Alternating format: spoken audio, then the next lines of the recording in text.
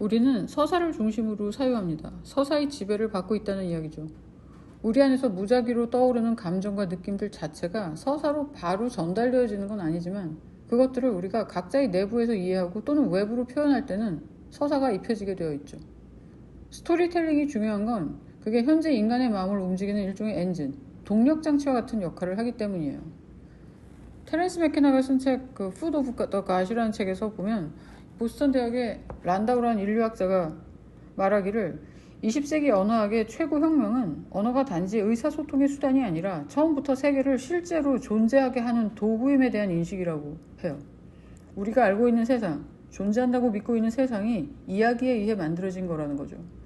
고대의 샤만들이 사람들을 앉혀놓고 사람들이 이야기를 들려주고 그 이야기를 바탕으로 사람들은 세계관을 형성을 하고 인식의 틀을 형성하고 그렇게 해서 문명이 만들어진 거라는 이야기예요. 사실 오래된 역사적인 사실을 우리가 다 개별적으로 확인해서 사실이라고 믿는 게 아니죠. 우리는 서사를 통해서 오래된 역사책을 통해서 인류의 역사가 있었다고 믿게 되는 거예요. 요즘 한창 가짜뉴스, 진짜뉴스 많이 따지잖아요, 사람들이. 근데 그걸 우리가 구분할 수 있나요? 구분할 수 없습니다. 사람들은 다 자기가 믿고 싶은 걸 믿고 보고 싶은 걸 볼 뿐이니까요. 심지어 사건이 일어난 현장에 내가 있었다고 해도 그 현장이 우리가 계속 그 순간에 머물러 있는 게 아니잖아요. 이 사건이 일어난 현장이라고 해봤자 그 순간에 있었다고 해도 그 순간은 지나가고요. 그 사건에 대해 서술하려고 하면 모두 다 완전히 갖기는 힘들어요. 사람들이 다 똑같이 서술하진 않는다는 얘기죠. 같은 사건을. 개인의 주관적인 해석이 들어가기 때문이에요. 게다가 그 개인적인 해석이라고 하는 거는 각자가 가지고 있는 개인적인 관점을 따르고 있고 그 개인적인 관점이라는 게 형성된 배경도 다 달라요. 그래서 같은 단어를 쓰더라도 의미도 다르고 맥락도 다르고 그래서 정말 어렵습니다. 어떤 것이 진실인지 아닌지 가짜인지 구분하기가. 심지어 우리가 알고 있는 학교에서 배운 역사도 찾아보면 그에 반한 이야기가 너무너무 많아요.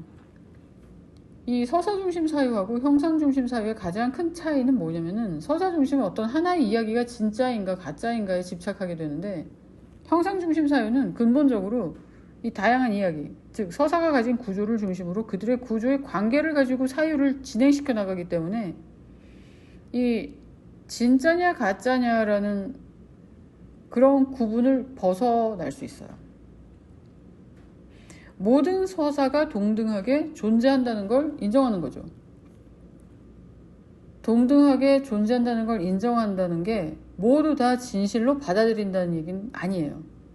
그냥 어느 정도 관점의 차이가 있을 수밖에 없기 때문에 다양한 서사가 존재한다는 서사를 인정한다는 이야기죠. 형상 중심 사유는 여기서 시작돼요. 이 형상 중심 사유가 공에 대한 인식으로부터 시작하는 건데 좀 이따가 이론을 설명할 때 더 깊이 들어가겠지만 이 다양한 서사를 인정한다는 건 일단 이 다양한 서사들이 가지고 있는 이 다양한 서사들이 배후에 있는 기본적인 구조들을 인정한다는 이야기예요. 이 공에 대한 인식은 기본적으로 4가지 구조를 가져요. 있다 없다를 하면은 있다, 없다, 있기도 하고 없기도 하다, 있는 것도 아니고 없는 것도 아니다, 이렇게 될 수 있죠. 있다 없다가 아니라면은 예를 들어서 A와 B라고 하자고요. A이다, B이다, A이기도 하고 B이기도 하다, A도 아니고 B도 아니다, 이렇게 4가지 구조입니다. 이 4가지 패턴을 기본으로 다양한 패턴이 만들어지게 돼요. 세상에 대한 근본적인 질문에 대한 답은 잘 보면은 다 이 4가지 카테고리에 안 들어가는 게 없어요. 그래서 이걸 기본적인 의식구조라고 할 수 있습니다. 신이 있는가 없는가에 대한 것도 마찬가지고요. 진리, 객관이 있는가 없는가. 그게 다 있다 없다, 있는 것도 아니고 없는 것도 아니다, 있기도 하고 없기도 하다. 다 여기 들어가잖아요. 예.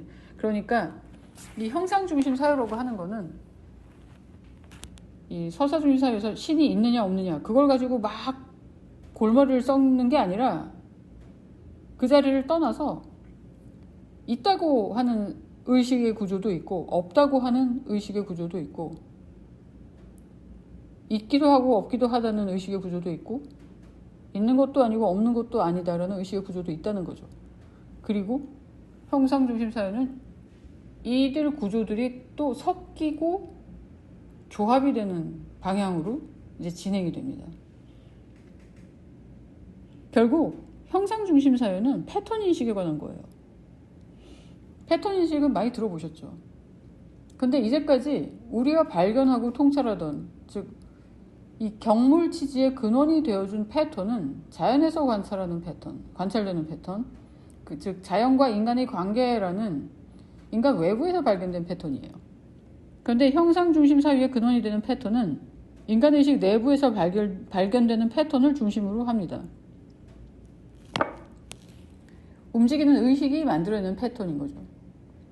의식작용이 만들어내는 패턴을 통해서 우리는 인간에 대한 지식을 얻게 되고 발전시키게 될 겁니다. 인문학이라고 할 때 이 한문, 이 문이라는 한자를 보면은 그럴문이라는 한자가 거기에 문이라는 뜻도 있어요. 문이, 패턴이죠. 그러니까 인문이라고 하는 거는, 인문학이라고 하는 거는 인간 의식이 만들어내는 패턴, 인간이 만들어내는 패턴이라고 해석될 수도 있는 거죠. 과학 문명이 발달을 했지만 인간은 인간 자신의 존재에 대해서는 잘 몰라요. 뭐 제가 잘 알고 있지 않아요. 제가 잘 알아서 이런 말을 하는 게 아니라 찾아보면 자연에 대해서 객관적으로 검증된 지식은 무수히 많지만 인간 존재에 대한 지식은 상대적으로 굉장히 작아요. 적습니다. 인간에 대한 관심은 당연히 많죠. 인간에 대한 관심이야 뭐 제1주제죠. 관심과 그에 대한 이야기도 많고 썰도 많은데, 이게 아직도 사람들이 이 정신과 의식을 신비주의적으로 대하고 있어서 제대로 된 지식이 될 수 없었던 거죠. 이 예술이라고 하는 거는 철저히 인간을 위한 거예요. 자연이나 동물을 위한 게 아닙니다.